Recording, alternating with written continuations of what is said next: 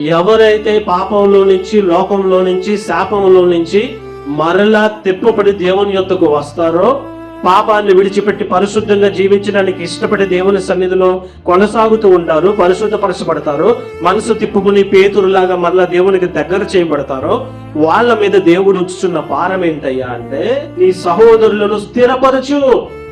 నీ తోటి సహోదరులు ఉన్నారే, వాళ్ళు కూడా నీకులాగానే పాపంలో ఉన్నారు. నువ్వు అంతకుముందు ఎలా అయితే పడిపోయిన స్థితిలో ఉన్నావో వారు కూడా అలాగే పడిపోయిన స్థితిలో ఉన్నారు. ఒకప్పుడు నువ్వు త్రాగుబోతుగా ఎలా అయితే ఉన్నావో నీ సహోదరులు కూడా అలాంటి త్రాగుడు బలహీనతలోనే ఉన్నారు.